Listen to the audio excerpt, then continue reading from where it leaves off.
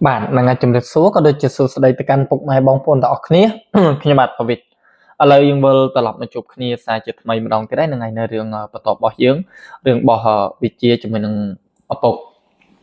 chấn ở lời nè dương to bị bê đá bị chia cho mình ở phục quạt bán tới sầm lạp sạch khe nè ói sẽ thay hai ấy hai đo bên sầm lạp ai rồi quạt có tập túa do bẹ do ý quạt nè quạt chạy trên mỏ Thailand Ruland này quạt bán bà lần tới nhưng mà đang thà ta quạt đang phơi ấy tiệt đấy bàn tay chấm pôn nè tăng pì để quạt bán tập lọc máu rồi nơi nền sốc nền phum bọc quạt bình chẳng nơi bên mũi có sạp tài bên nằng ở bốc bó vị trí này quạt kia mình là cho chất phơi ấy mấy cho chất này crop bay cho chất này mình sale này thay trắng này chân quạt của chập đam này phóng quạt này còn là cực khởi cá để quạt ở này cứ chóng tớiประมาณ 3 នឹងផងគាត់ចង់ឆ្នៃជាក្របបែកឆ្នៃមួយបន្ទាប់មកក៏យកទៅគប់នៅទឹកដើម្បីប្រមូលយកផលពីត្រីពីអីហ្នឹងគិតរួចគាត់ក៏បានប្រាប់រឿងហ្នឹងទៅដល់វិជាឲ្យបានដឹងវិជានិយាយជាមួយនឹងពុកថាពុកបើនៅក្បែរផ្ទះក្បែរភូមិខ្លាចតែគេលឺខ្លាចតែគេដឹងឯពុកអញ្ចឹងតោះតែយើងទៅឆ្ងាយហើយទៅឆ្ងាយមិនដឹងថាយើងទៅដល់ណាឯពុកពូនំហ្នឹងក៏ប្រាប់មកកាន់កូនវិញអត់អីទេគាត់អានេះបានដឹងថាមានតាពាំងមួយដែលពោពេញទៅដោយត្រីតាពាំងហ្នឹងនៅខាងលើនោះគឺត្រីឆ្ដោត្រីអីវាមកកកកុញនៅហ្នឹងអញ្ចឹងយើងគប់ក្របបែកហ្នឹងទៅផ្ទុះទៅអីទៅចាំយើងដើររើសត្រីដើរដួសត្រីហ្នឹងប្រកាសដែរប្រកាសជាយើងណែដួសបានច្រើនអីច្រើនមិនមែនជាបញ្ហាទេដល់ពេលដែលចែកឲ្យវិជាគាត់មិនទាន់ធំពេញរូបពេញរៀងពេញកន្លោះអីគាត់អញ្ចឹងក៏ស្ដាប់តាមពុកក្មេងទៅតែ14 15ឆ្នាំហ្នឹងស្ដាប់តាមពុកធ្វើតាណាទៅជាមួយនឹងពុកហ្នឹងតែប៉ុន្តែក្របបែករបស់គាត់ដែលឆ្នៃមកអីមកត្រូវតែដុតភ្លើងបន្ទាប់មកបោះចូលទៅក្នុងទឹកប៉ុន្តែជារឿងមួយដែលធ្វើឲ្យគាត់នឹងពិបាកនៅក្នុងការឆ្នៃដល់ពេលដែលគាត់បោះចូលទៅក្នុងទឹកទៅអីទៅក៏ស្រាប់តែក្របបែករបស់គាត់ហ្នឹងវាអត់ផ្ទុះពីដំបូងគាត់យកទៅបោះទៅអលុតដោយសារអីដោយសារតែប៉ះជាមួយនឹងទឹកហ្នឹងគាត់មិនដឹងថាធ្វើម៉េចឥឡូវអត់ជំរឿគាត់ក៏ឆ្នៃបំពង់អាស័យហ្នឹងយកមកកែពីនៅពីក្រៅភ្លើងហ្នឹងទុកសម្រាប់ឲ្យបោះទៅអីទៅទៀតដល់ពេលដែលគាត់ឆ្នៃរួចគាត់ក៏ចាប់ផ្ដើមធ្វើតាណាទៅទៀតណាដល់ពេលដែលគាត់ទៅម្ដងទៀតបោះទៅនៅតែទឹកហ្នឹងជ្រាបចូលគាត់អត់អាចធ្វើអីបានទេនៅពេលហ្នឹងគាត់និយាយថាកប់កំណត់កប់នេះរបស់គាត់ក៏ត្រឡប់មកផ្ទះសម្បែងវិញដល់ពេលដែលគាត់ត្រឡប់មកផ្ទះសម្បែងវិញទៅអីទៅឪពុករបស់វិជានេះគាត់នឹកគិតឆ្នៃទៀតដែរឆ្នៃរបស់ថ្មីទៀតដែរធ្វើម៉េចឲ្យរបស់ហ្នឹងក្របបែកនឹងមានប្រសិទ្ធភាពដោយប៉ះទឹកប៉ះអីទៅវាអត់អលុតនឹកគិតហើយអីហើយគាត់ឆ្នៃដោយដុតវានៅក្នុងបំពង់អាស័យហើយបិទនៅកម្របរបស់វាច្បាស់ណាស់គឺអាចនឹងផ្ទុះ 100% ប៉ុន្តែថ្ងៃហ្នឹងគាត់ទៅមួយសាទៀតគាត់អត់បាននាំវិជាទៅជាមួយទេប្រាក់កាសដែលទទួលបានច្រើនណាស់យកមកអីមកទិញឲ្យលឺថាទិញម្ហូបទិញអីឆ្ងាញ់ទុកសម្រាប់ម្ហូបក៏ដូចជាគាត់អានេះបានយកប្រាក់កាសហ្នឹងទៅទិញសារធាតុផ្សំទិញស្ពាន់ទិញដែកទិញអីហ្នឹងមកទៀតទុកសម្រាប់ឆ្នៃធ្វើអីរបស់គាត់ហ្នឹងដល់ពេលដែរគាត់បានធ្វើតារាទៅគាត់ទៅតែឯងគាត់វិជានេះនៅផ្ទះនេះសប្បាយចិត្តនៅផ្ទះកំពុងតែទិញខោអាវថ្មីទិញរបស់ស្អាតស្លៀកពាក់ពុកនឹងថាគាត់ទៅក្រោយបន្តិចធៀបពិតគាត់ទៅកន្លែងហ្នឹងនៅពេលដែលគាត់បានទៅដល់ក្របបែកដែលគាត់ឆ្នៃហ្នឹងទទួលស្គាល់វាគឺមានប្រសិទ្ធភាពហ្នឹង 100% ហ្នឹងពិតមែនប៉ុន្តែគាត់ត្រូវកៀងជាមួយនឹងធម្មជាតិមិនបានថាអញ្ចឹងច្បាប់ធម្មជាតិហ្នឹង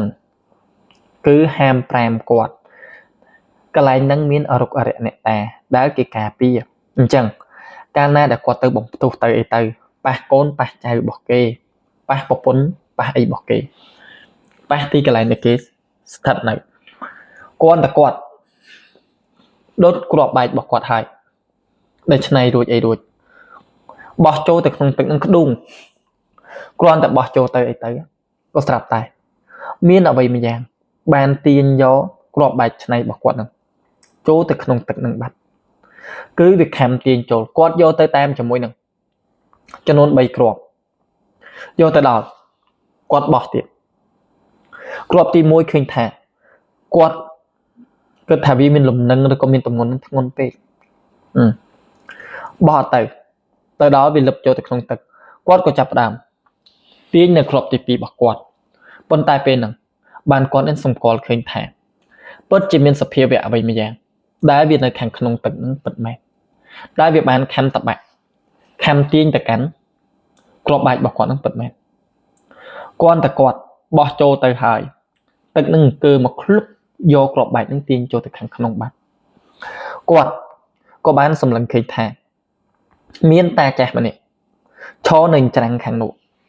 ដោយកាន់ឈើច្រត់របស់គេប៉ុន្តែគាត់បានចោលភ្នែកមកកាន់ពូណមនោះដោយថាប្រាប់គាត់ឲ្យឈប់ទៅនឹងគុំសាកទៀតឲ្យសោះពូណមគាត់សម្រេចចិត្តដើរត្រឡប់មកផ្ទះវិញដោយញ័រសាច់អត់ហ៊ាននៅទៀតទេគាត់ជាមនុស្សដែលមានជំនឿខាងនឹងផងបាក់ខ្លាចទៅខាងនឹងផងអត់ហ៊ានទេណាត្រឡប់ក្រោយវិញដល់ពេលដែលពូណមគាត់បានធ្វើតាដើរមកតែចាស់ម្នាក់នឹងអត់បានតាមទេប៉ុន្តែអ្វីដែលគាត់សម្គាល់ដែលធ្វើឲ្យគាត់នឹងភ្ញាក់ផ្អើលងាកទៅក្រោយនឹងមិនតិចទៀតហ្នឹងនៅពេលហ្នឹងគឺគាត់ស្រាប់តែគ្រាប់បែកទាំងពីរគ្រាប់របស់គាត់ដែលគាត់ឆ្នៃវាបានឡើងលើហើយធ្លាក់ទៅវិញដុកគាត់ភ្ញាក់ផ្អើលមែនតើបើវាលឹបចូលទៅក្នុងទឹក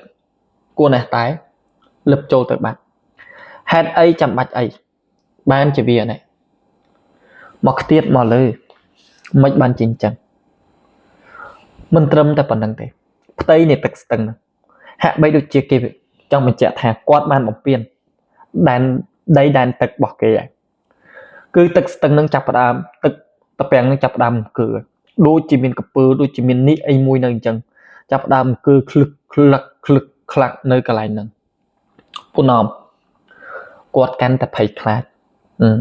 គាត់ក៏រត់មកផ្ទះភ្លាមពេលហ្នឹងគាត់ចាប់ផ្ដើមគិតនៅចិត្តអញតាមពិតទៅមិនមែនថាអញឆ្នៃគ្រាប់បែកនឹងមកខុសរបៀបខុសគោលការណ៍ទេធៀបពិតទៅគឺដោយសារតែមកពីកន្លែងហ្នឹងមានម្ចាស់មានអរុបរៈអ្នកតាដែលគេនៅមកដល់ផ្ទះយករឿងនឹងមកប្រាប់កូនហើយក៏បំរុលកូនយកមន់យកចេកយកទៅសែនធ្វើជាសំណែននៅកន្លែងហ្នឹងសុំខមាទោសទៅកាន់គេវិញអត់ធ្វើទៀតទេទៅដល់គាត់ក៏ចាប់ផ្ដើមដាក់មន់របស់គាត់នៅលើប្រទីបមួយអុចធូបអុចអីចឹងទៅមន់ជាមួយនឹងចេកទឹក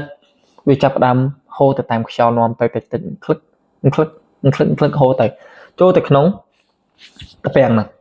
ដល់ពេលដែលហូរទៅឃ្លឹកក៏ស្រាប់តែពេលហ្នឹងដូចមានអ្វីមួយយ៉ាងខំទាញខំតបាក់ចូលទៅខាងក្នុងភើបចូលទៅបាត់អ្នកទាំងពីរចាប់ផ្ដើមផ្នែកសឲ្យមើលមុខគ្នាថយក្រោយលាម្ចាស់ទឹកម្ចាស់ដីត្រឡប់មកវិញហើយសួរថានៅកន្លែងហ្នឹងធ្លាប់មានអ្នកគេទៅនេសាទអត់ធ្លាប់មានព្រានគេធ្លាប់បាញ់ជាមួយស្នាជាមួយអីហ្នឹងបាញ់បានត្រីឆ្ដោបាញ់បានត្រីធំក៏ដូចជាពួកគាត់ហ្នឹងធ្លាប់ទៅកន្លែងហ្នឹងដោយពួកគាត់បងសណាញ់បងអីហ្នឹងម្ដងម្កាលបានត្រីផ្សេងដែរប៉ុន្តែការនេសាទធម្មតាបែបហ្នឹងគេអត់មានខឹងគេអត់មានរោរឿងឬក៏អត់មានបង្ហាញខ្លួនឲ្យពួកគាត់នឹងឃើញទេប៉ុន្តែដូចសារអីពីអ្នកឲ្យកូនធ្វើហួសហេតុពេកអញ្ចឹងឯងបានជាគេនេះវាថាដូចជាពមៀន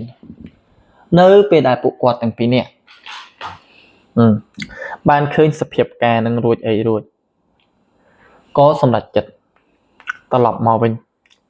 រៀងលែងហ៊ានទៅត្រឡប់មកផ្ទះមកសម្បែងវិញដល់ពេលដែលត្រឡប់មកដល់អញ្ចឹងមានថ្ងៃមួយវិជាគាត់សុំពុកនឹងទៅខាងក្រៅពុកអត់មានខ្វល់ទេពូណមចេះតែពីបានរបៀបថាបន្ទប់សម្ងាត់គាត់មួយឆ្នៃធ្វើនេះធ្វើនោះចឹងទៅសុំទៅខាងក្រៅ គាត់មានកំភ្លើងតែម្នាក់ម្ដងណាគាត់អត់ធ្វើច្រើនទៀតទេគាត់ដឹងពីរបៀបធ្វើហើយគាត់អត់ធ្វើទៀតទេអញ្ចឹងគាត់សុំទៅខាងក្រៅគាត់ថាក្មេងដែលអាយុ15ឆ្នាំថាខ្ញុំចង់ជិះសេះទៅមើលគេមើលឯងនៅខាងក្រៅពុកថាមិនដែរថាទៅប៉ុន្តែប្រយ័ត្នកុំឲ្យមានគ្រោះថ្នាក់អីទៅកុំទៅឆ្ងាយពេកកូននឹងជិះសេះគាត់ចងកំភ្លើងនឹងនៅនឹងពោះសេះនឹងជាមួយនឹងអីវ៉ាន់នឹងមួយចំនួនទៀតគាត់ជិះសេះចេញពីកន្លែងហ្នឹងទៅស្រុកភូមិផ្សេងពីមួយកន្លែងទៅមួយកន្លែងវិជាធ្វើតាណាទៅរហូតដល់គាត់អានេះបានទៅដល់ត្រង់ចំណុចមួយនៅខណៈពេលហ្នឹងក៏ស្រាប់ដែរបានឃើញមនុស្សម្នាហ្នឹងកំពុងតែចោមរោមគ្នាយំនៅកន្លែងហ្នឹងវិជាដោយសារតែឆ្ងល់រយៈចម្ងាយពីកន្លែងហ្នឹងមកភូមិស្រុកដែលខ្លួនឯងរស់នៅអាចនិយាយបានថាជាភូមិថ្មីហ្នឹងណាមិនសូវជាឆ្ងាយពេកអីប្រហែលទេខ្ទង់ប្រហែលជា10គីឡូអីទេប៉ុន្តែគ្រាន់តែគាត់នៅផ្ទះធ្វើតែក្បិតធ្វើតែដែរមិនសូវជាបានចេញមកពីមកចឋានខាងក្រៅទៅមិនសូវស្គាល់មិនសូវដឹងមកដល់ក៏គេឃើញគេស្គាល់គាត់ហ្នឹងអូនអ្នកធ្វើក្បិតសួរមានរឿងអីកើតឡើងនៅខណៈពេលហ្នឹងគេថាណែក្មួយរបស់គាត់នេះបានស្លាប់ប៉ុន្តែឯងទៅមើលសភាពសាកសពទៅ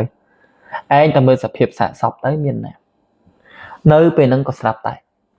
សភាពនៃសាកសពគឺបាត់ពោះវៀនបាត់អីហ្នឹងអស់វាត្រូវបានអ្វីមួយយ៉ាងខាំហែកស៊ីប៉ុន្តែចោះហេតុអីបានជាហែកស៊ីទៅគ្រឿងក្នុងវិជាដែលមានចិត្តគំនិតចង់ចេញទៅខាងក្រៅទៅដើរលេងទៅមើលគេមើលឯងអស់អារម្មណ៍ត្រឹមហ្នឹងមកគាត់តែឃើញហើយអីហើយភ័យឃើញហើយរន្ធត់មកលែងចង់ទៅឆ្ងាយមកគាត់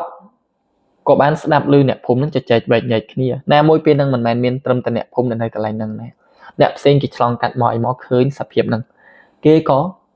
ចូលមកមើលដែរអញ្ចឹងសួរនាំទៅអីទៅគេថាអញ្ចឹងក្មួយប្រុសហ្នឹងអន់ចិត្តជាមួយនឹងពូមីងនៅជាមួយនឹងពូមីងហ្នឹង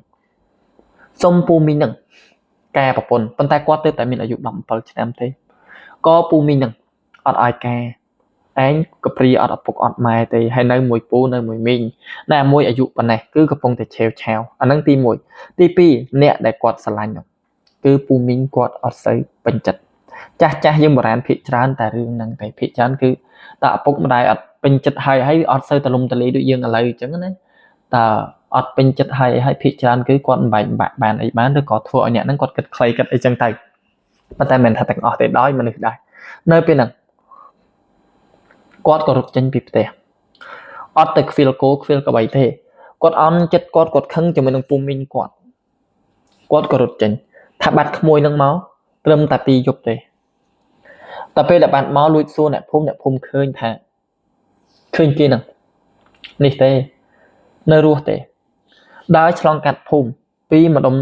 ចំណុចណាទៅចំណុចណាអញ្ចឹងណាគេបានឃើញគាត់ប៉ុន្តែចោះហេតុអីបានជាថ្ងៃនេះគាត់ស្លាប់ថាអត់ដឹង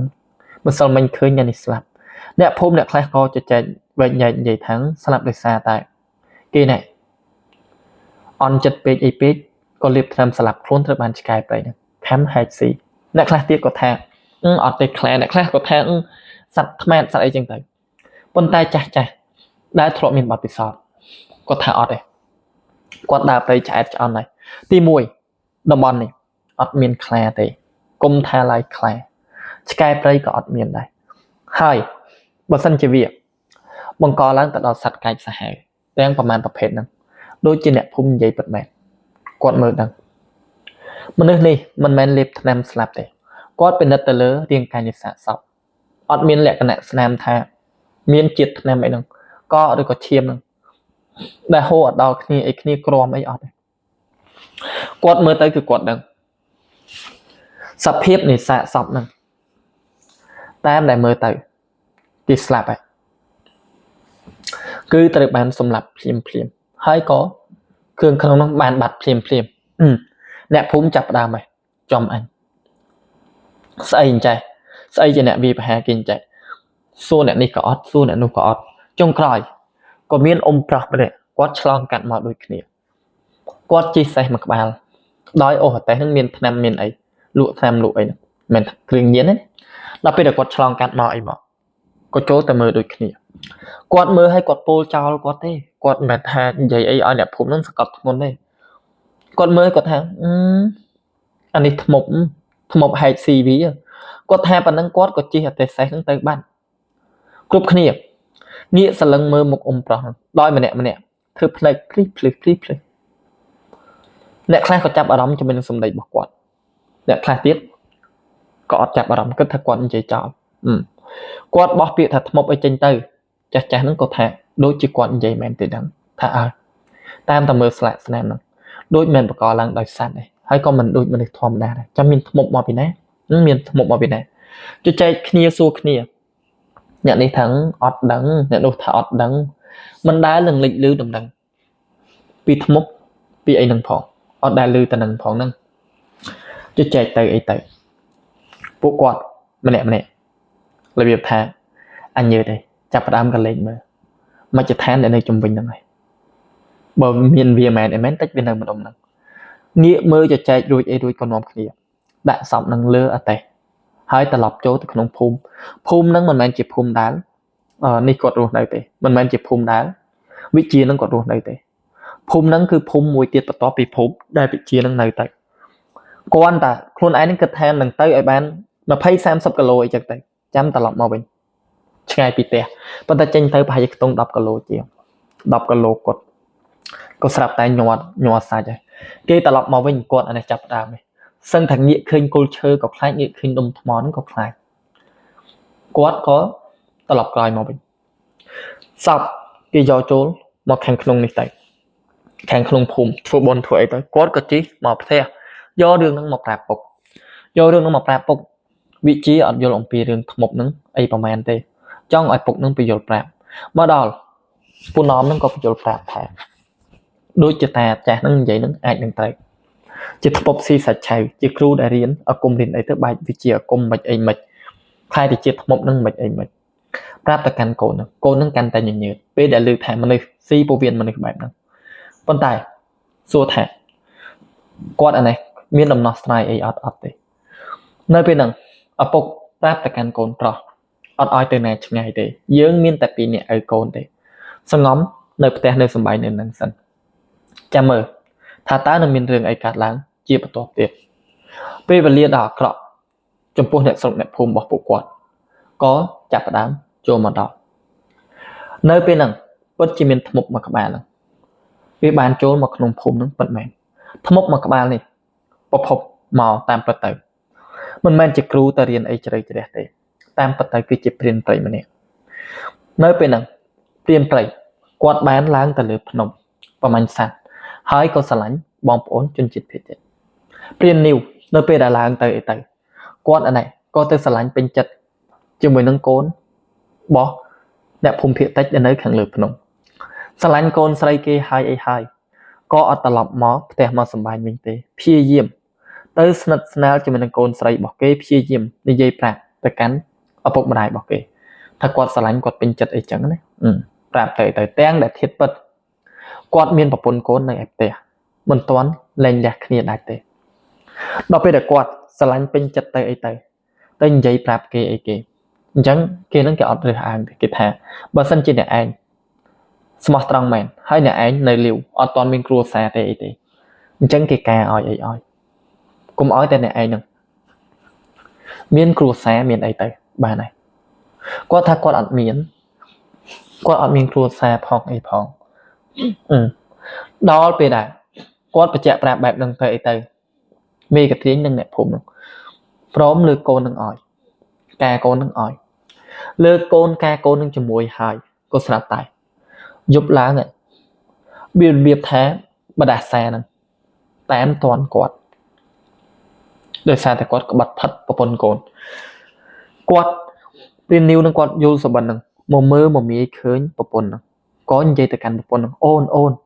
នគុំសម្លាប់បងអូនបងអត់ចង់ទេតែបងត្រូវការជាមួយគេបងសុំយកប្រពន្ធពីមកអីមកតែអញ្ចឹងណាក៏ប្រពន្ធនឹងកេះសួរឯងមានរឿងអីក៏លឺហើយឈ្មោះប្រពន្ធហ្នឹងពេញមាត់គេចាប់ផ្ដើមអន់ចិត្តគេចាប់ផ្ដើមខឹងហើយចេះតែពីមកមើលមកមាយបែបហ្នឹងគាត់ក៏ប្រពន្ធហ្នឹងក៏យករឿងហ្នឹងទៅប្រាប់ម៉ែដល់ពេលដែលយករឿងហ្នឹងទៅប្រាប់ម៉ែហើយអីហើយម៉ែហ្នឹងក៏យកទៅនិយាយជាមួយនឹងមេកត្រៀងថាគេហ្នឹងគឺកុហកគេមានប្រពន្ធមានកូនហើយដល់ពេលដែលដឹងខ្លួនចាប់សួរក៏នៅតែមិនព្រមប្រាប់ធ្វើយ៉ាងម៉េចក៏អត់ប្រាប់រហូតដល់មានថ្ងៃមួយគេការនៅហ្នឹង រំលងមកទៅមានអ្នកដែលគេស្គាល់ហ្នឹងម្នាក់គេចូលទៅប្រមាញ់សัตว์នៅក្នុងព្រៃនឹងដូចគ្នាប៉ុន្តែនៅពេលគេចូលទៅក៏គេឆ្លងកាត់គេចូលទៅសុំទឹកផឹកចូលទៅសុំទឹកផឹកក៏ស្រាប់តែគេឃើញព្រាននីវហ្នឹងតែនៅជាមួយនឹងភរិយាថ្មីរបស់គេអញ្ចឹងគាត់អានេះក៏របៀបថាភ្ញាក់ផ្អើលពេកអីពេកយកទៅសួរអ្នកស្រុកអ្នកភូមិចង់ដឹងថាតើហេតុអីបានជាព្រាននីវមកនៅនឹងតើមានរឿងអីកើតឡើងហើយត្រូវជាអីគេប្រាប់ថាព្រាននីវនឹងរៀបការអញ្ចឹងគេលួចសួរវិញព្រាននីវនឹងនៅកន្លោះអត់អីអត់គាត់កៀងបដ ாய் នៅពេលហ្នឹងគាត់ក៏លួចប្រាប់គេថាម្នាក់ហ្នឹងមានប្រពន្ធមានកូនហើយនៅឯផ្ទះដល់ពេលដែរគាត់រៀបនឹងចេញពីនឹងវិញព្រាននីវនេះដើរមកចិត្តប៉ុន្តែក្នុងដៃរបស់គាត់កាន់កបិត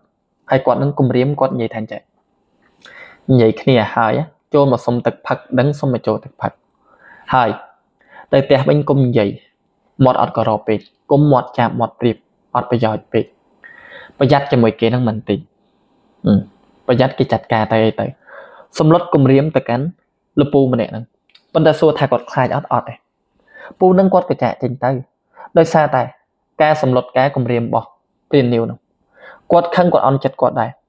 គាត់ក៏យករឿងហ្នឹងទៅប្រាប់ប្រពន្ធកូនរបស់គេថាព្រាននីវហ្នឹងរៀបការជាមួយនឹងគេនៅខាងលើភ្នំហើយអីហើយមានគ្រួសារនៅនឹងហើយអីហើយ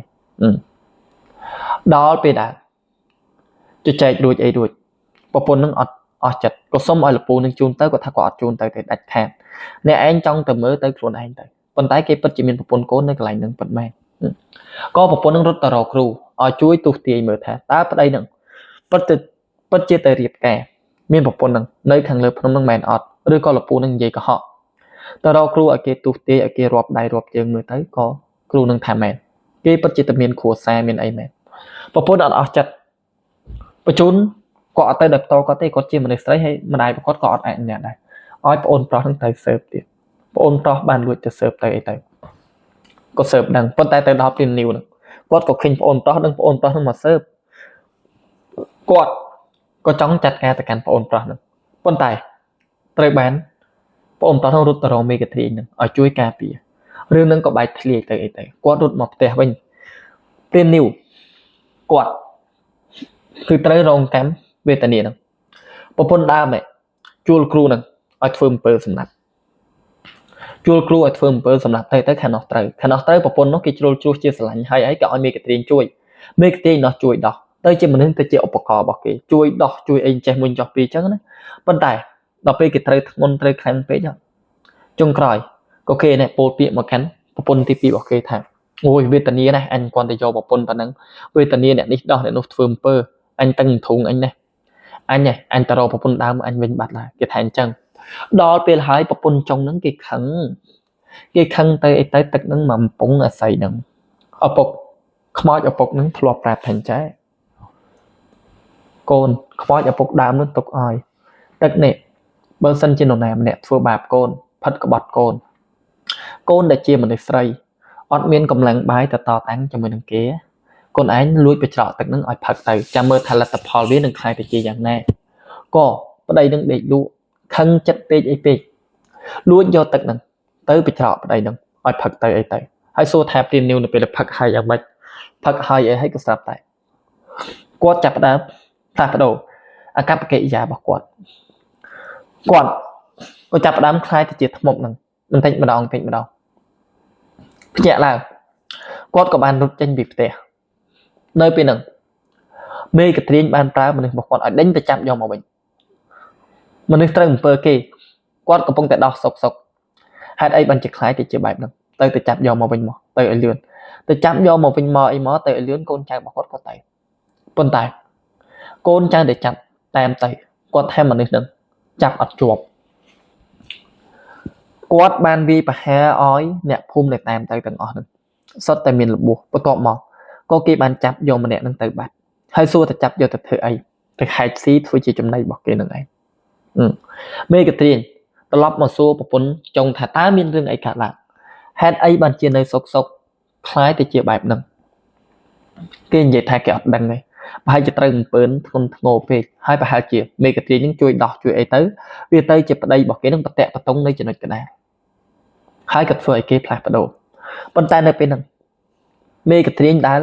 ចោតជាសំណួរសួរបដាគាត់ក៏លួចសលឹងមើលមនុស្សស្រីនឹងបដាគាត់ដឹងថាម្នាក់នឹងកុហកគាត់មិនត្រឹមតែប៉ុណ្្នឹងទេបានកលេចទៅឃើញទឹកដែលនៅក្នុងបំពង់នឹងទៀតគាត់តែគាត់បានកលេចឃើញទៅក្នុងទឹកដែលនៅក្នុងបំពង់នឹងហើយអីហើយគាត់បានដឹងភ្លាមថាប្រពន្ធនឹងខឹងចិត្តពេកអីពេកគេក៏បានរបៀបថាយកទឹកនឹងទៅបិច្រកប្តីបិច្រកអីហ្នឹងឲ្យផឹកទៅអីទៅប៉ុន្តែសួរថាដោយសារអីមេកត្រៀងគាត់ខ្ជិលបែកអូហូស្ទឹងនាំតែមានរឿងរ៉ាវហ្នឹងវាច្រើនទៅទៀតទៅអីទៅគាត់អានេះក៏អត់មាត់អត់កទៅមិនក៏មិនទៅឥឡូវយ៉ាងហោចណាស់ក៏ម្នាក់ហ្នឹងជ្រុលជារត់ចេញទៅខាងក្រៅផ្ទះសម្បែងខាងក្រៅស្រុកភូមិរបស់គាត់ហើយគេទៅដល់ណាទៀតក៏ទៅនឹងជារឿងរបស់គេគាត់របៀបថារឿងនេះធូរចិត្តគាត់រួចអីរួចគាត់ក៏បិទរឿងហ្នឹងតែត្រឹមហ្នឹងទៅចំណែកឯព្រាននីវដែលត្រូវនៅទឹកថ្នាំរបស់ប្រពន្ធដែលឲ្យមកអីមកគាត់ចាប់យកអ្នកភូមិម្នាក់ហ្នឹងយកទៅហើយសួរថាហេតុអីបានជាមេកត្រៀងគាត់មិនបារម្ភអំពីម្នាក់ហ្នឹងតតែសោះមូលហេតុអីដោយសារតែម្នាក់ហ្នឹងទី1គឺជាកូនកព្រាទី2ម្នាក់ហ្នឹងគាត់ក្មេងចលើមក្មេងឆ្លើយនៅក្នុងភូមិដែរហើយជួនឈួតជួនជាអញ្ចឹងដែរអត់និយាយទៅគឺមនុស្សដែលថាក្នុងភូមិមានក៏បានអត់ក៏បានរបៀបអញ្ចឹងណាគាត់ក៏សម្រេចចិត្តអត់តាមតរទៅអីទៅហើយក៏អត់មានសាច់ញាតិបងប្អូនណាមួយសួរនាំដែរព្រាននីវនៅពេលដែលគាត់បានរត់ចូលទៅខាងក្នុងត្រីហើយអីហើយគាត់នាំម្នាក់ហ្នឹងទៅអត់សម្លាប់ឲ្យស្លាប់ហ្មងទេទុកឯងឲ្យវេទនាអញ្ចឹងនឹកឃើញហែកស៊ីទៅក៏ស៊ីនឹកឃើញអត់ទៅក៏អត់របៀបអញ្ចឹងណានឹកឃើញហែកស៊ីទៅខំហែកស៊ីទៅនឹកឃើញអត់ទៅក៏អត់ទៅគាត់តែងតែធ្វើបែបហ្នឹងដាក់គេដល់ពេលដែរគាត់អានេះស្ថិតនៅខាងក្នុងល្អែងកំពុងតែទទួលយកខ្លួនឯងហ្នឹងអត់ចង់បានពាក់កដាលមនុស្សពាក់កដាលសត្វពាក់កដាលមនុស្សពាក់កដាលធ្មប់ចោះឡើងគ្រប់គ្រងខ្លួនឯងលែងបានក៏ទៅស៊ីម្នាក់នឹងរហូតខ្លួនឯងខ្លាយទៅជាធ្មប់នឹងមែនតើគាត់សងំនៅខាងក្នុងល្អែងស៊ីបជាវស៊ីកណ្ដុលខ្លាយទៅជាធ្មប់ស៊ីសាច់ឆៅហើយនឹងអស់រយៈពេលមួយអាទិត្យទៅ10ថ្ងៃអញ្ចឹងខាងប្រពន្ធនេះវិញប្រពន្ធដើមនេះទទួលដំណឹងដឹងហើយថាប្តីចឹងគឺត្រូវអំពើនឹងធ្ងន់ពេកអីពេកអ្នកនេះដោះអំបានអ្នកនោះដោះអំបានក៏បានរត់ចេញក្រៅស្រុកក្រៅភូមិបាត់ទៅហើយទទួលដំណឹងដឹងរួចអីរួចប្រពន្ធនេះគេសប្បាយចិត្តគិតថាប្តីនឹងរងផលកម្មនឹងទៅត្រឹមនឹងប៉ុន្តែមានដែរនៅពេលហ្នឹងព្រាននីវដែលខ្លួនឯងបានខ្លាយទៅជាធ្មប់ 100% ហើយគាត់ក៏ចូលទៅរកប្រពន្ធនឹងទៀតនៅក្នុងជប់ហ្នឹងចេះសំណាងកូននឹងទាតលេងផ្ទះយាយដល់ពេលដែលទាតលេងផ្ទះយាយទៅអីទៅព្រាននីវហ្នឹងគាត់ក៏ចូលទៅល្មមនៅពេលដែលចូលទៅដល់រួចអីរួចព្រាននីវហ្នឹងគាត់ក៏បានទៅខំហែកស៊ីប្រពន្ធហ្នឹងឡើងទៅលើផ្ទះរបស់ប្រពន្ធដោយអត់មាននរណាម្នាក់បានដឹងតតែសោះទៅដល់អីដល់គាត់ក៏ឡើងទៅប្រពន្ធដែលអត់បានដឹងខ្លួនគាត់ទៅច្បាច់កប្រពន្ធព្យាយាមរើដែររើអត់រួចច្បាច់កប្រពន្ធតតែដាច់ខ្យល់ហើយក៏ខំហែកស៊ីប្រពន្ធនៅខាងលើផ្ទះយាយនឹងពោចៅនឹងត្រឡប់មកវិញយប់ហើយដល់ពេលដែលយកចៅនឹងមកផ្ទះហើយពោមកឲ្យមកយាយនឹងអត់មាត់ទេឡើងលើកម្មចដាតិចឡើងទៅដល់ក៏ចំពេលដែរព្រាននីវនឹងគាត់កំពុងតែវាយប្រហារទៅកាន់ប្រពន្ធកំពុងតែខំហែកស៊ីប្រពន្ធនឹងឯងគ្រាន់តែឃើញបែបហ្នឹងហើយម្ដាយនឹងក៏ស្រែកទៅព្រាននីវនឹងហក់មកទៀតប៉ុន្តែចេះម្ដាយនឹងគេចផុតហក់ទៅនឹងដីអ្នកភូមិស្ទុះមកព្រាននីវឃើញថាគាត់អត់អាចទៅរួចជាមួយនឹងវត្តមានរបស់អ្នកភូមិដែលច្រើនកកកទេហើយម្យ៉ាងវិញទៀតនៅកន្លែងហ្នឹងមានគ្រូច័ន្ទនឹងអាចចាត់ការគេបានអញ្ចឹងគេក៏គេចចេញទៅសិនគេបានសួរទៅកាន់ម្ដាយនឹងចង់ដឹងថាតើមានរឿងអីកើតឡើងហេតុអីបានជាកូនខ្លាយទៅជាសភាពបែបហ្នឹងហេតុអីបានជាកូនត្រូវបានគេវាយប្រហារបែបហ្នឹងនៅពេលដែលសួរនាំទៅអីទៅគាត់ក៏ប្រាប់ថាគាត់ឃើញច្បាស់ណាស់ ម្នាក់នឹងធ្វើត្បិតថាផ្លាស់ប្ដូរមុខមាត់នឹងទៅជាអបលៈទៅជាអីប៉ុណ្ណេះប៉ុន្តែគឺជាអតីតកូនប្រសារបស់គាត់គឺជាព្រាននីវនឹងឯងដែលមកខំហែកស៊ីប្រពន្ធព្រាននីវនឹងត្រូវអំពើត្រូវអីធ្ងន់ធ្ងរក៏ខ្លាយទៅជាធ្មប់នឹងឯងក៏យករឿងទៅប្រាប់ទៅកាន់គ្រូច័ន្ទគាត់ចាប់ផ្ដើមយកមកវិភាគបន្ទាប់មកគាត់ក៏បានយកខ្សែអំបោះយកអីទៅចងនៅនឹងកូនរបស់ព្រាននីវនឹងជាមួយនឹងធ្វើរឿងជាច្រើនទៀតដោយសារអីគាត់បារម្ភខ្លាចក្រែងថាព្រាននីវនឹងគាត់នឹងធ្វើត្រឡប់មកចាត់ការកូនសពប្រពន្ធត្រូវបានគេយកទៅបូជាយកទៅអីប៉ុន្តែព្រាននីវនឹងគាត់ពិតជាចង់វិលត្រឡប់ទៅរកកូនគាត់ពិតមែនគាត់អត់ចង់សម្លាប់ទៅកាន់អ្នកផ្សេងទេអ្នកដែលគាត់ចង់សម្លាប់បំផុតគឺជាកូនរបស់គាត់ប៉ុន្តែនៅពេលហ្នឹងគាត់រកកូននឹងអត់ឃើញណាមួយមានគ្រូច័ន្ទនឹងនៅផងការដែលគាត់ចូលទៅអីទៅណាគ្រូច័ន្ទគាត់ក៏បានដឹង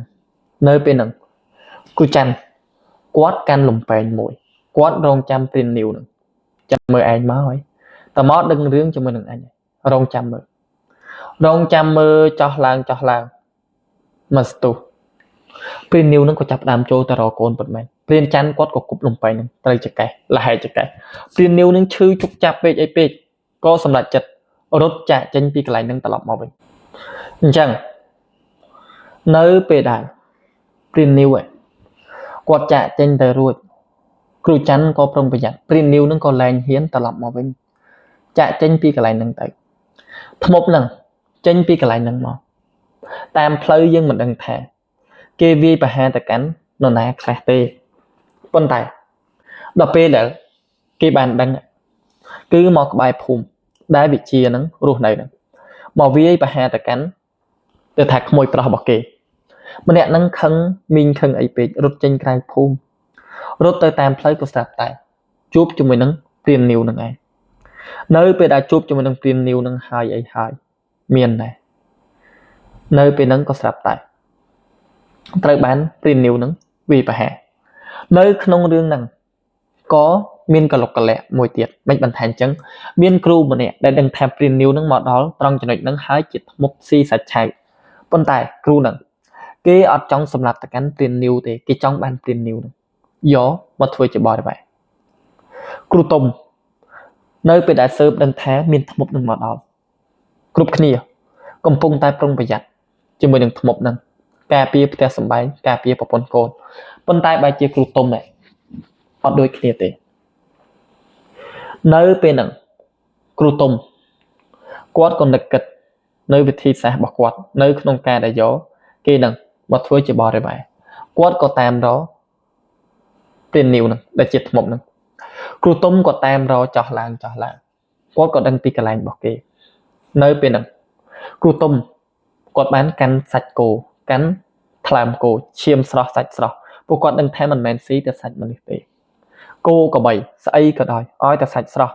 ព្រាននីវនឹងស៊ីទាំងអស់កាន់ទៅគាត់ក៏ចាប់ដើមដើរទៅរកទៅដល់មាត់ល្អាងមួយដឹងថាធ្មប់នឹងនៅកន្លែងហ្នឹងគាត់ក៏ចាប់ដើមជជែកលួងលោមទៅកាន់គេឲ្យគេចេញមកខាងក្រៅជជែកលួងលោមទៅកាន់គេឲ្យគេចេញមកខាងក្រៅគាត់ចាប់ដើមបោះរបស់នឹងចូលទៅគ្រឿងក្នុងសាច់គោនឹងបោះទៅព្រឹបព្រាននីវដែលជាធ្មប់នឹងក៏ចាប់ដើមតាក់ទាញទៅដោយរបស់ឆ្អាបឈាមស្រស់នឹងតាក់ទាញទៅគេក៏ចាប់ដើមចេញមកបន្តិចម្ដងហើយក៏ចាប់ដើមយកថ្លើមយកអីនឹងមកខំស៊ីមកហែកស៊ីខំស៊ីនៅមុខគេហ្នឹងដល់ពេលដែលខំស៊ីទៅអីទៅអញ្ចឹងគេបាននិយាយជាមួយនឹងគាត់ឲ្យរងចាំកន្លែងហ្នឹងគេយករបស់ហ្នឹងមកដាក់ឲ្យជារៀងរាល់ថ្ងៃចាំទៅគ្រូតុំហ្នឹងគេឆ្លាតដែរមិនបានថាអញ្ចឹងពីដំបូងគេដាក់សាច់ធម្មតាទេដាក់ថ្លើមធម្មតាឲ្យស៊ីទៅគឺឆ្ងាញ់មានកន្លែងមានអីធម្មតាប៉ុន្តែគម្រោងរបស់គេហ្នឹងដល់ពេលដែលចូលនុយរបស់គេហើយលើកទី1លើកទី2អត់ហើយដាក់លើកទី3ស៊ីរួចនឹងត្រូវសណ្ដំរបស់គេនឹងត្រូវបានគេខំក្រងបន្ទាប់មកគេនឹងយកមកពិជាដល់ពេលរួចគាត់ក៏ចាក់ចេញពីកន្លែងហ្នឹងមកធ្មប់ព្រាននីវដែលស៊ីឆ្អែតឆ្អន់ហើយអីហើយគាត់អានេះក៏សម្រាប់ទៅហើយអត់បានវាប្រហារហ្នឹងទៅកាន់នេះទេទៅកាន់គ្រូតុំទេចូលដល់ថ្ងៃទី2គ្រូតុំនឹងទៅទិញសាច់ស្រស់អីស្រស់មកទៀត ដល់ថ្នាក់អ្នកភូមិគេឃើញគេឆ្ងល់ដែរគេនេះដែរគេក៏សួរនាំអញ្ចឹងណារបៀបថាទិញយកទៅណាច្រើនម៉េះអីម៉េះគ្រូទិញយកទៅធ្វើអីគាត់គាត់ថាយកទៅហូបអ្នកភូមិទៅម្នាក់ឯងសោះហូបច្រើនណាណោះគាត់ថាគាត់ចូលចិត្តសាច់គោស្រស់អីស្រស់ហ្នឹងគាត់ពិសាច្រើនអញ្ចឹងឯងអ្នកភូមិបើគាត់ប្រាប់អញ្ចឹងហើយទៅគិតអីច្រើនជឿទៅកាន់សម្ដីរបស់គាត់ទៅរីឯបើនិយាយពីគ្រូទុំវិញនៅពេលដែលបានសាច់នឹងរួចអីរួចធ្វើតាណាហ្នឹងមកដល់ទៀតដឹងថាធ្មប់នឹងនៅកន្លែងហ្នឹងវារងចាំស៊ីគាត់ទៅបោះទៅម្ដងមកខំតបាក់ខំស៊ីទៀតវាស៊ីសបាយស៊ីមែនតើស៊ីចោះស៊ីឡើងស៊ីចោះស៊ីឡើងនៅពេលហ្នឹងគ្រូទុំហ្នឹងក៏គិតនឹងចិត្តអញស្អែកនឹងត្រូវបោះអញនេះថ្ងៃនេះអត់អីទេថ្ងៃស្អែកនឹងចប់ហើយរីឯខាងវិជាឪពុកជាមួយនឹងអ្នកភូមិផ្សេងទៀតដែលកំពុងតែរងចាំកំពុងតែរបៀបថាប្រុងប្រយ័ត្នខ្ពស់ទៅកាន់ធ្មប់ហ្នឹងបើជាអត់ឃើញវាប្រហែលខ្លួនទេអ្នកភូមិមិនត្រឹមតែរងចាំទេពីដំបូងថាឥឡូវវាគង់ទៅចូលមកភូមិទេគង់តែវាប្រហែលទៅកាន់ពួកយើងទេបាត់ឆឹងបន្ទាប់ពីបាត់ឆឹងពួកគាត់អានេះក៏ថាបើរងចាំវាអញ្ចឹងអត់កើតទេមិនដឹងថ្ងៃណាពេលណាវាប្រហែលខ្លួនឥឡូវអញ្ចេះទៅពួកយើងកាន់អាវុធហ្នឹងចូលទៅរកវាកាន់ដៃកាន់ស្នេហ៍ហ្នឹងចូលទៅរកវាហ្មងទៅអ្នកភូមិក៏សម្រេចចិត្តចូលទៅប៉ុន្តែនៅពេលដែលពួកគាត់ដើររកក៏នៅតែរកអត់ឃើញនិយាយទៅគឺបាត់សមល់សូនឆឹងមកបាត់ដល់ថ្នាក់អ្នកភូមិនឹកស្មានអត់ដល់វាអត់សមសោះហ្មងពួកចាស់បុរាណធ្លាប់ប្រាប់ហើយតើវាប្រហែលខ្លួននៅកន្លែងណាសេចក្តីវិនិច្ឆ័យនឹងមកដល់កន្លែងហ្នឹងវាអត់អាចអត់ចំណៃនឹងបានទេបើអត់វាប្រហែលមនុស្សនៅក្នុងភូមិឬក៏អត់វាប្រហែលទៅកាន់ព្រានព្រៃគោលដៅរបស់វាជាគ្រូអាគមអត់វាប្រហែលគ្រូអាគមក៏វាគង់តែវាប្រហែលទៅកាន់សត្វចិញ្ចឹមរបស់អ្នកភូមិដែរតែនេះអត់ស្ងាត់ឲ្យជ្រាបដល់ថ្នាក់បាត់ទៅទាំងវិជាទាំងឪពុកហ្នឹងគាត់នេះគាត់និយាយថាសឹងថាបំភ្លេចវាទៅហើយគិតថាមិនមែនបកឡើងដោយធ្មប់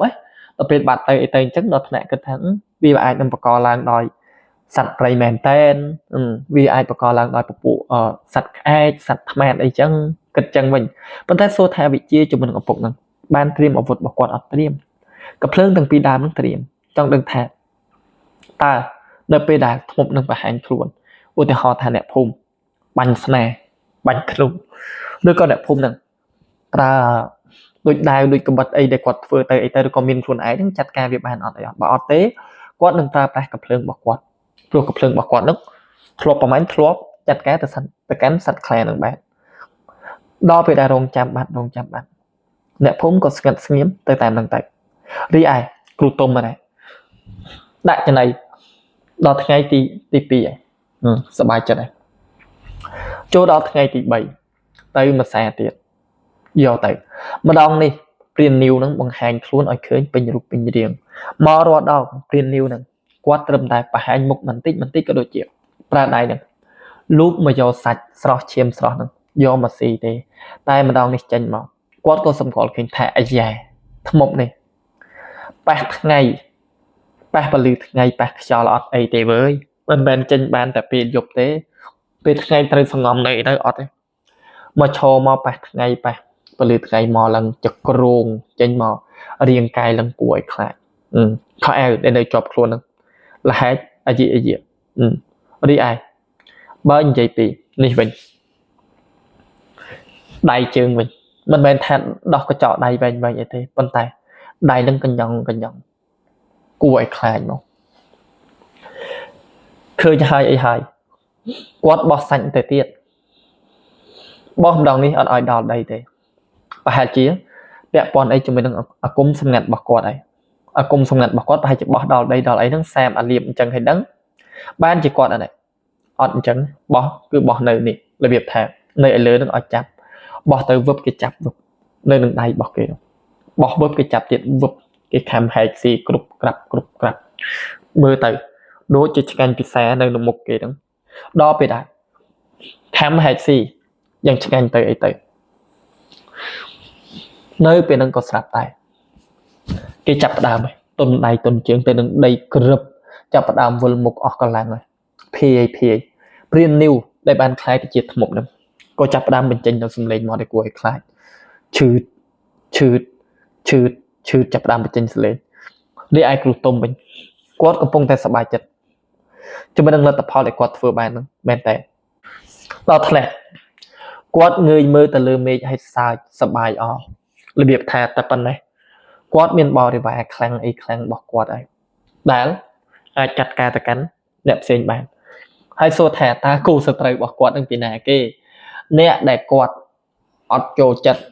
អ្នកដែលជាគូសត្រូវរបស់គាត់ប៉ុន្តែគាត់អត់ហ៊ានជាមួយនឹងគឺជាសិទ្ធិឡែននឹងឯងគឺជាគ្រូឡែននឹងឯងប៉ុន្តែដឹងថាទៅជាមួយគេអត់រួចគាត់តែងតែកិច្ចពីគេនឹងរហូតឥឡូវហ្នឹងគាត់បាននេះយកទៅអីទៅបានព្រីននីវយកទៅអីទៅគាត់គិតថានឹងអាចចាត់ការគេបានហើយប៉ុន្តែមិនមែនថាបានព្រាមទៅចាត់ការព្រាមអីទេរបៀបមនុស្សនៅក្នុងគោលដៅរបស់គាត់ណាគង់តែពេលថ្ងៃដែលគាត់នឹងសម្លាប់ចោលទេរបៀបចឹងនៅពេលដែលគាត់បានដាក់ថ្នាំសណ្ដំទៅកាន់ថ្មនឹងហើយអីហើយគាត់ក៏បានចងនៅខ្សែរបស់គាត់ប្រើមុនសណ្ដំឲ្យអូសយកទៅដើរអូសយកទៅចូលទៅខាងក្នុងព្រៃនៅពេលដែលគាត់អូសយកទៅអីទៅពេលនឹងចៃដន្យអីក៏មានព្រានព្រៃម្នាក់ទៀតដែលបានឃើញព្រានលាក់តាមពិតទៅគាត់ទៅរកប្រមាញ់សត្វទេប៉ុន្តែគាត់ក៏លឺសម្រាប់ជើងដើរមកលឺសម្រាប់ជើងដើរមកទៅគាត់នេះក៏គិតនឹងចិត្តចឹងចំពីណាគេដើរមកគាត់ក៏អើទៅមិនទាន់នឹងបង្ហាញខ្លួនឲ្យគេឃើញផងទៅក៏ស្រាប់តែបានឃើញគ្រូទុំនឹងដើរអូសថ្មនឹងទៅតាមខ្លួនគាត់តែងាកសន្លឹងទៅឃើញហើយព្រានលាក់នឹងក៏យកដៃនឹងខ្ទប់មាត់អត់ហ៊ានបង្ហាញសំឡេងអត់ហ៊ានបញ្ចេញសំឡេងអីមិនតិចទេរបៀបថាចំអញហើយគេដឹកដៃស្អីអសូរកាយស្អីគួរឲ្យខ្លាចម៉េះហ្នឹងឃើញហើយនៅឲ្យស្ងៀមគ្រូទុំនឹងអូសចូលទៅក្នុងព្រៃទៅផុតទៅនេះគាត់បាត់គាត់ក៏ស្ទុះរត់ចូលមកខាងក្នុងភូមិដល់ពេលស្ទុះចូលមកខាងក្នុងភូមិហើយអីហើយយករឿងហ្នឹងមកប្រាប់អ្នកភូមិបកកប្រកាសប្រាប់អ្នកភូមិ50% ក៏ជឿ 50% ក៏អត់ព្រោះដោយសារអីរឿងថ្មហ្នឹងគេបានបំភ្លេចទៅហើយសំបីតែវិជាជាមួយនឹងពូណំគិតថាវាគ្រាន់តែជារឿងអបិយជំនឿរឿងដែលគេស្មានទេប៉ុន្តែឥឡូវហ្នឹងបែរជាព្រានលាក់នឹងបានឃើញមិនត្រឹមតែប៉ុណ្្នឹងទេគ្រូទុំនឹងជាអ្នកដែលចងខ្សែយកទៅទៀតមេភូមិហើយនឹងអ្នកភូមិមួយចំនួនបានត្រឹមតែប្រកបប្រកាសប្រាប់អ្នកភូមិរបស់គាត់នេះឲ្យប្រុងប្រយ័ត្នតែប៉ុណ្្នឹងឯងប្រុងប្រយ័ត្នវើយប្រុងប្រយ័ត្នចំពោះថ្មនឹងក៏ប្រុងប្រយ័ត្នចំពោះគ្រូទុំនឹងក៏ប្រុងប្រយ័ត្នដែរបានត្រឹមតែអំពាវនាវប៉ុណ្្នឹងប៉ុន្តែចំពោះគ្រូទុំម្នេះវិញដែលបានថ្មនឹងយកទៅអីទៅសួរថាតើគាត់នឹងយ៉ាងម៉េចត្រឡប់ចូលទៅក្នុងភូមិភ្លាមទៅក៏បញ្ចេញអកប្បកិរិយាអីមិនអត់ទេបានថ្មនឹងទៅនឹងខ្លួនហើយអីហើយគាត់ក៏បានទៅកន្លែងលអាងមួយជាលអាងដែលគាត់តែងតែទៅសង្ងំរៀនមន្តវិជ្ជារបស់គាត់ជាលអាងដែលគាត់តែងតែធ្វើពិធីធ្វើអីរបស់គាត់អត់មាននរណាម្នាក់បានស្គាល់កន្លែងហ្នឹងទាល់តែសោះព្រានព្រៃផ្សេងក៏មិនដែលដើរប៉ះដែរដល់ពេលដែលអូសយកចូលទៅអីទៅអញ្ចឹងគេក៏ចាប់ផ្ដើមចងខ្សែគាត់ខ្សែចងភ្ជាប់ជាមួយដុំថ្មនឹង4ដុំសងខាងភ្ជាប់នៅនឹងខ្លួនហ្នឹងគាត់ដឹងច្បាស់ណាស់ថាមុនសណ្ដំរបស់គាត់ដែលសណ្ដំនៅពេលដែលគាត់បានដាក់នៅនឹងសាច់គោហ្នឹងវានឹងត្រូវសាបអាលៀប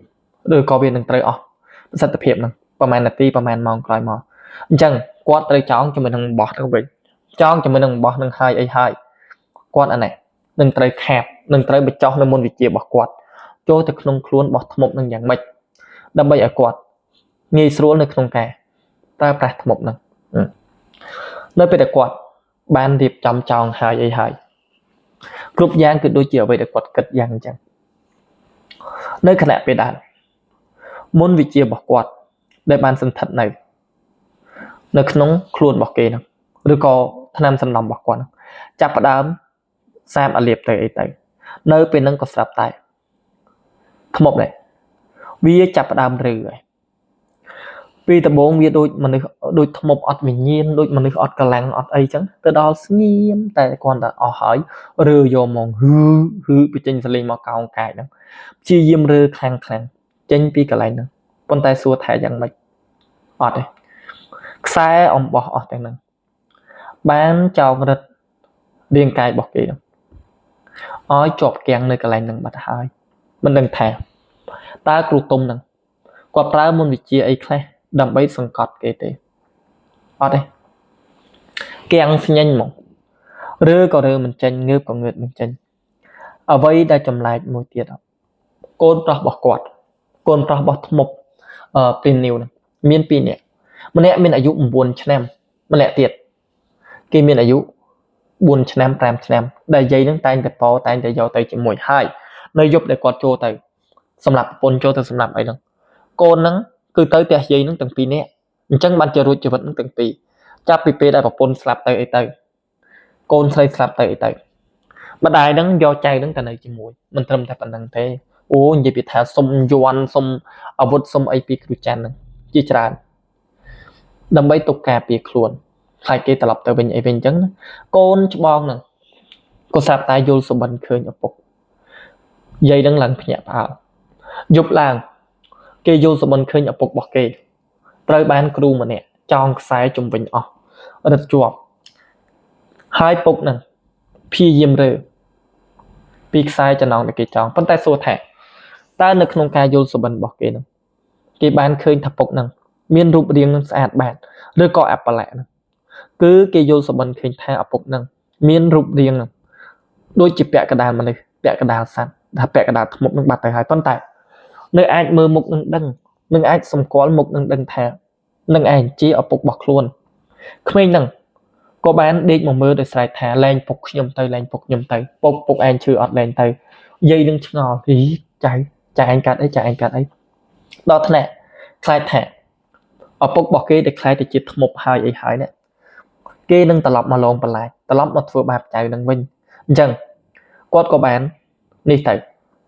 กอดกับแบนเราครูจันนั่งอ้อยมาช่วยมือเตยปราบตะกันครูจันครูเอ้ยครูช่วยมือพองไอพองจังนะใจยังบีมไม่ไอไม่เด็กยูสบันเด็กมามือแบบนั้น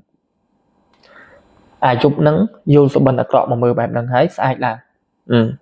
มาแสเตียดเด็กไงคืนนี้รถเดินฮอตเตยเตยเด็กไงมาดองเตียดยัยนั่งแทน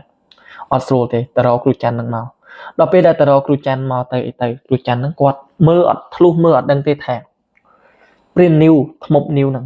เตยบ้านครูตรงนั่งย่อตะปลาปลาต่อกอดมือมันทะลุดอดไทยอังเตยปั้นแต่กอดดังตึมแทโกนนี่ออสโตรจังกอดสอยแต่กอดไอเตยกอดจองไซส์มาจองไอกอดก็ระเบียบไทยกันไรเดย์จะกอดตามปะอวดตามไอหนึ่งกอดกูย้อนกูไอก็ม้อยปะปุ๊วิญญาณกระนั่งโจมอยปนังไอก็โกนั่งบ้านดังแต่ปนังทีกอดก็สลับตายระเบียบไทยบอมเพลตปกหนึ่งงัดปีปกหนึ่งบาดไตยื่นกระเลยตะกันเปลี่ยนไปมาเนี่ยได้มีชั่วโมงแถบเปลี่ยนเลยได้บานเคินครูตมหนึ่งยอดมุกหนึ่งโจเตยไอเตยเลยบานเคินหายไอหายมันดังอย่างไม่กวาดตาวีจิมเปิ่มปอนได้ครูตมหนึ่งไปจูนมองหรือโกเกเนี่ยอายุใครตรมปันนังเกนังบักบ้านไปโคลนไอ้บ้านจะแบบนังไม่มาถ่ายจังจับตั้งปีเป้ดักเกบ้านเคยครูตมนังระเบียบไทยยังทางใจต๊อกดักหมกจ๊อกโดยยังถ่ายตีนโกโจคราวตีนหมกโจเทียอินจังจ๊อกบ้านเคยแฮดกามวยนังบ้านเคยรูปเรียงมวยนังหายเกแรงหินโจไปปปนโซไอให้anh mìnhแต่เมื่อแตะเมื่อไอ้บ้านแปะบ้านไอ้ไหนอดไปไอเอาแต่บ้านซัดเอ้ให้บ้านซัดมาเป็นนาโฮบ้านนี่มาเป็นนาลูออยเกออเต้ออดบะเลงเตยเราไปเด็กบะเลงเตยก็ปปนนึงแทบแทบพอได้นึงหมอมือยุบล้างกอดสลับแต่เด็กหมอมือหมอมีด้วยแทบมีนบินยินตั้งแต้มกอดมอไอมอจังนะใจปิดเท้าเฮ้ยกลุ่มใจแต่งจังละโหดเด็กnhẹ nhòa có tờ đồ cru sỏiตึกสอยใหญ่ออดจี้มั้งประเด็นยังจับตามตรงมาตัดไอ้กดเปลี่ยนแหละนะจับตั้งปีเปได้เคยแต่การครูต้มดักถมกนะกดสลับเนี่ยภูมิจับตามไปทั่วกดเพย์คลายสมใบตะปูนอมกดก็แฮมวิจีได้มาอย่างนี้ยังกลมเจนตัวไหนไกลยังกลมตัวแสอาวุธทำไมบ่อยยังเติมแต่ยังเฟื่อตกเบียร์เตยเกล้มีนเป็นหน้ามวยได้ยังเตยกาปลาต้องจะจำบัดจำยังปลาบัดเจนกลมเจนโก ខ្លាចថាមកដូចព្រៀនលាក់អញ្ចឹងថ្ងៃដែលគាត់ស្លាប់គាត់គឺកញ្ញងខ្លួនកញ្ញងប្រែនខ្លាចពេកអីពេករបៀបថាញ័រពេកអីពេកគ្រូមើលអត់ធ្លុះមើលអត់ធ្លីអញមិនដឹងកើតស្អីទេហ៎បើអញខំស្រោចទឹកស្រោចអីឲ្យប៉ុណ្ណឹងហើយវានៅតែអត់នេះដដែលហ្នឹងវានៅតែអត់បានគ្រាន់អត់បានប្រសើរដែរហ្នឹងគេលោវិញ្ញាណហ្នឹងវាតោងទៀមវាខ្លាំងអីខ្លាំងហ្នឹងអញមិនដឹងទេគាត់ថាអញ្ចឹងអ្នកភូមិចាប់ផ្ដើមហើយត្រូវអំពើរបស់គ្រូតុំហើយអញថាត្រូវអំពើរបស់គ្រូតុំហើយអ្នកនេះថាឃើញអត់ឲ្យប្រយ័ត្នអីអត់ប្រយ័ត្នទេពួកយើងម្នាក់កុំអញ្ចឹងអីប្រាប់គ្នាឲ្យហើយកុំឲ្យសោះវើយកុំចេញឲ្យសោះចាប់ផ្ដើមជជែកបែបហ្នឹងយើងក៏លេខទៅកាន់វិជាជាមួយនឹងពូណមវិញក៏នៅសុកដែលពួកគាត់អត់ហ៊ានចេញទៅខាងក្រៅភូមិអត់ហ៊ានទៅណាទៅណីនៅពេលហ្នឹងក៏ស្រាប់តែសិទ្ធិ Thailand ដែលគាត់បានប្រមាញ់ខ្លាឲ្យអីឲ្យបានបជាកូនចៅហ្នឹងឲ្យមកហៅទៅផ្ទះរបស់គាត់ឲ្យបរតែហ្នឹងមកយកទៀតកូនចៅពីរនាក់ធ្វើតាណាមកដល់ក៏ប្រាប់ថាលោកម្ចាស់ឲ្យទៅអ្នកទាំងពីរក៏ចាប់ផ្ដើមមើលមុខគ្នាទាំងកូនទាំងអីហ្នឹងធ្វើភ្នែកភ្លឺឬថាឆ្ងល់មិនបានចំណេះសុកឲ្យមកហៅទៅអីទៅវិញតែនៅស្រុកភូមិគេនេះកំពុងតែញាក់ញ័រខ្លាចគ្រូតុំផងខ្លាចថ្មប់ផងមិនបានជាមកហៅទៅអីទៅចឹងក៏លួចសួរនាំគេប្រាប់បានអត់ថាតើគេនឹងមកអញ្ជើញឲ្យទៅធ្វើអីមានរឿងអីប្រាប់បានអត់ក៏កូនចៅនឹងថាអត់ដឹងទេគាត់ទៅតែប្រាប់ថាឲ្យមកហៅឲ្យទៅគាត់ប្រាប់តែប៉ុណ្្នឹងទេក្រៅពីនឹងអត់ដឹងទេអ្នកទាំងពីររីរែកក៏កូនចៅរបស់គ្រូឡែន Thailand នឹងថាចែកកុំភ័យអីគាត់មិនដែលយកពីណាទៅសម្លាប់ទេមិនបាច់ភ័យទេគាត់មិនយកទៅសម្លាប់ទេមកចេញទៅដល់ពេលដែលហៅទៅពួកគាត់ក៏ចាប់ផ្ដើមរៀបចំរបស់របរសម្ភារៈរបស់គាត់មួយចំនួនបន្ទាប់មកក៏បានឡើងទៅលើអតេសរបស់គេអ្នកទាំងពីរបានយកកាភ្លើងហ្នឹងទៅតាមខ្លួនប៉ុន្តែបើសិនជាយើងអត់ពិនិត្យមើលអត់ដឹងទេអត់ដឹងថានឹងជាអីទេមិនបានថាអញ្ចឹងគាត់រុំកណាត់ត្រូវបានគាត់រុំនឹងចិត្តឆឹងមើលទៅដូចដាវដូចអីហើយមានអាវមានអីរបស់គាត់ទៅជាមួយទៀតអីទៀតឡើងអតេសហ្នឹងទៅដល់ក៏ខាងគ្រូឡែនគាត់ទទួលថាល្អិតល្អន់ដែរណាមកដល់មកមានបាយមានម្ហូបអីហ្នឹងឲ្យហូប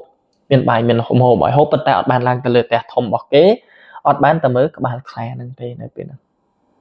នៅក្រមនោះទេក៏ហូបបាយហូបអីហើយគាត់ជជែកសួរនាំនិយាយទៅមនុស្សសិទ្ធិ Thailand មួយម៉ាត់ប៉ុន្តែចឹងហីមួយម៉ាត់ណាក៏ស្ដាប់ទៅញ័រខ្លួនព្រឺសបុលដែរមួយម៉ាត់ណាក៏ដាក់មកធ្វើឲ្យគាត់អានេះពើតខ្លួនព្រឹសដែរគាត់សួរថាចាស្រុកភូមិនឹងមានរឿងអីមែនឬអ្នកភូមិជជែកតគ្នានៅពេលហ្នឹងពូណមគាត់រៀងភ័យគាត់ដែរហើយណាមួយគាត់ចង់និយាយច្រើនអីចឹងដែរគាត់ក៏និយាយប្រាប់មកពីតាណាដើមរឿងដែលបានកើតឡើងអូរឿងហ្នឹងគឺវាអញ្ចេះអញ្ចោះរឿងហ្នឹងគឺវារបៀបនេះរបៀបនោះចឹងណាបញ្ញាប់ជជែកប្រាប់គាត់ដល់ពេលដែលបញ្ញាប់ជជែកប្រាប់ទៅអីទៅគាត់ក៏ងក់ក្បាលគាត់ថាគាត់ស្គាល់គ្រូតុំតាថាហាស្គាល់ដែរថាស្គាល់អញ្ចឹងពូណមហ្នឹងក៏លួចសួរថាតើរឿងដែលគ្រូតុំហ្នឹងបដាថ្មបដាអីហ្នឹងជារឿងពិតដែរឬក៏អត់ហើយរឿងដែលគ្រូតុំហ្នឹងធ្វើអំពើធ្វើអីមកកាន់ព្រានលាក់ហ្នឹងឲ្យស្លាប់ហ្នឹងមែនដែរឬក៏អត់ Thailand គាត់លើកស្រាហ្នឹងយកមកផឹកហើយគាត់ក៏ប្រាប់ថាចាគាត់អត់បានដឹងទេថារឿងហ្នឹងពិតដែរឬក៏អត់ហើយគាត់ក៏អត់បានចោទប្រកាន់អីទៅកាន់គេដែរគាត់និយាយទៅគឺគាត់និយាយលះប៉ុណ្ណឹងអត់បានដឹងថារឿងហ្នឹងពិតដែរឬក៏អត់ហើយក៏អត់បានចោទប្រកាន់ទៅកាន់គេដែរប៉ុន្តែគាត់ថាចែកអ្នកឯងយករបស់អ្នកឯងមកខ្ញុំប្រសិទ្ធិឲ្យខ្ញុំសូត្រផ្លុំបចោះវិជាអាគមឲ្យក្រែងលោចាំបាច់ត្រូវប្រើការក្រែងលោអាចចាត់ការសភាវៈអាក្រក់នឹងបានអ្នកទាំងពីរមើលមុខគ្នាសួរទៅកាន់សិទ្ធិនឹងម្ដងទៀតតើសិទ្ធិនឹងចង់និយាយអំពីអីគេសិទ្ធិនឹងក៏តបថាមិនបាច់លាក់បាំងគាត់ទេគាត់ដឹងថាអ្នកទាំងពីរនឹងមានអាវុធកម្រដែលអ្នកដតីនឹងគេអត់មានមិនបាច់កុហកទេហើយបើសិនជាអ្នកទាំងពីរអត់មានអានឹងទេក៏អាចចាត់ការខ្លែយកមកឲ្យគាត់នឹងបានដែរទៅមិនបាច់លាក់បាំងទេឲ្យមកគាត់ប្រសិទ្ធិឲ្យគាត់និយាយតែប៉ុណ្្នឹងអ្នកទាំងពីរនឹងក៏កៀងក៏ងាកមើលកូនចៅតែលោកកូនចៅនៅក្បែរហ្នឹងគាត់អត់ចង់ឲ្យបែកធ្លាយរឿងហ្នឹងទេ Thái Lan thà ơi đánh bộ năng ở tới cái ó quạt vôกับភ្លើង នឹងមក គាត់ទៅយកមកដល់ពឹបហេតុអីតើគ្រូឡែនសិទ្ធិថៃឡែននេះជាមនុស្សដែលធ្លាប់ចូលទៅក្នុងភូមិបងបត់នឹងដែរមែនភូមិជនជាតិភាគតិចដែលគាត់ចូលទៅផលិតភ្លើងផលិតអីនឹងដែរមែនឬក៏យ៉ាងណាឬក៏គាត់នេះធ្លាប់ឃើញអាវុធប្រភេទនេះហេតុអីបានជាគាត់នឹងច្បាស់ម៉េះទៅដល់គាត់អត់សូត្រដាក់នៅនឹងតែប្រាប់ថាឲ្យគ្រាប់វាមកអានេះគ្រាប់វានៅផ្សេងហុចយកមកឲ្យគាត់យកគ្រាប់នឹងមកគាត់ទៅយកជើងពៀនយកអីរបស់គាត់ចាប់ផ្ដើមតម្លាក់ផេះតម្លាក់អីប្រសិទ្ធិសូត្រផ្លុំចោះផ្លុំឡើងដាក់កណាត់ដាក់អីសូត្រម្ដងទៀតបតក់ទៀនបតក់អីពីលើគាត់ធ្វើពិធីរបស់គាត់មួយវិជានឹងមើលដោយចំហមាត់របៀបថារៀងពិធីរបស់គាត់មួយសូត្រផ្លុំតម្លាក់មួយគឺមើងម៉ាត់ហើយគួរឲ្យចាប់អារម្មណ៍នឹងមែនតើសូត្រប្រសិទ្ធិគ្រាប់នឹងហើយអីហើយគាត់ដាក់នឹងជើងពៀននឹងគាត់យកចានស្រាក់មកគ្របព្រឹបទុកនៅហ្នឹងទាញកភ្លើងនឹងមកគាត់អាមេគ្រាប់ក្រាកឲ្យមើលអញ្ចឹងរបៀបថាដូចជាជំនាញមែនតែនហ្មងអាមេក្រាករួចអីរួចបន្ទាប់មកគាត់ក៏ចាប់ដើមសូត្រផ្លុំហើយគាត់យកបោះរុំលើកណ្ដុងនឹងវិញគាត់ធ្វើអញ្ចឹងរុំរួចអីរួចគាត់ក៏ដាក់នៅចាហៀងហ្នឹងដាក់នៅចាហៀងហ្នឹងយកកណាត់យកអីក្របពឹបផឹកស៊ីជាមួយនឹងពូណំហ្នឹងជជែកគ្នាលេងនឹងទៀតវិជាអានេះអង្គុយស្ដាប់ចាំមើលគេនិយាយពីអីអញ្ចឹងណាអង្គុយស្ដាប់ចោះស្ដាប់ឡើងនៅខណៈពេលហ្នឹងក៏ស្ដាប់តែកូនចៅរបស់គេម្នាក់រត់មកលោកម្ចាស់ដំរីកាចលោកម្ចាស់ដំរីកាចគាត់ចោះទៅព្រឹបនៅពេលហ្នឹងពូណំជាមួយនឹងវិជាហ្នឹងក៏ចោះទៅដូចគ្នាដំរីដែលគាត់ចិញ្ចឹមហ្នឹងនៅសុកវាមិនមែនថាវាចោះប្រេងទេដូចមិនដឹងថាមានអីមកតិចវាមកប៉ះវាឬក៏វាទៅផឹកប៉ះអីក៏មិនដឹងវាទៅជាកោងកាចវាទៅជារបៀបថាអត់ខ្លាចនរណាឲ្យលើកជើងលើកអីហ្នឹងទន្ទ្រាំដីចាប់ដើមដើរជុលគេជុលឯងពេញហ្នឹងលោកម្ចាស់ដំរីកាយលោកម្ចាស់ដំរីកាយគាត់ចោះទៅព្រឹបមានណាពូណំជាមួយនឹងវិជាហ្នឹងក៏តាមទៅដូចគ្នាចោះទៅដល់គាត់ពិតជាបានសម្គាល់ឃើញថាដំរីមួយក្បាលហ្នឹងវាកំពុងតែដេញវាប្រហែលទៅកាន់ដំរីដទៃក៏ដូចជាវាប្រហែលទៅកាន់ដើមដូងដើមខ្នោដើមឈើជាច្រើននៅក្បែរហ្នឹងពិតមែនកាចណាស់ក៏ចាំមើលថាតើគាត់ធ្វើយ៉ាងម៉េចម្ចាស់ផ្ទះដែលជាគ្រូអាគមផងជាសេដ្ឋីផងទាញកម្មាហ្នឹងបត់ទៅលើខ្នងហ្នឹងភ្លឹបអញ្ចឹងដើរទៅរកវាដំរីដែលកំពុងតែបង្ហាញនូវភាពកោងកាចរបស់វាងាកសលឹងមកឃើញម្ចាស់ផ្ទះរត់ទៅអីទៅនឹងសួរថាវាខ្លាចអត់ទេនៅខណៈពេលហ្នឹងក៏ស្រាប់តែដំរីមួយក្បាលហ្នឹងវាបានបលបាយមុខហ្នឹងសម្លឹកមកកាន់គ្រូដែលកំពុងតែរត់ទៅរកវានឹងទៀតអត់មានខ្លាចតតែសោះបែរមករកហើយអីហើយវាបលមកតែហឹងមកព្រឹបអ្នកនេះទៅបរយទៅនៅពេលនឹងពូណំជាមួយនឹងវិជាថាអីចាបានរឿងល្អមើលនឹងមើលហើយមើលផ្ទាល់ផ្នែកម្ដងថាតើគេនឹងធ្វើយ៉ាងម៉េចតាមមើលទៅខាងនេះគេទៅវឹងនឹងឯងគាត់តែគេទៅវឹងទៅដល់វឹបគេក៏ចាប់ផ្ដើមរបៀបថាសូត្រផ្លុំមុនវិជារបស់គាត់នឹងដាក់នៅបាតដៃអញ្ចឹងដំរីនឹងបលមកវឹបទៅដល់គាត់តឯងលោតទៅដល់តកដាក្បាលដំរីនឹងផឹបគាត់តែផឹបដំរីនឹងទុំជង្គង់ទៅដំរីនឹងព្រឹបស្ងៀមមកម្នាក់ចំហមាត់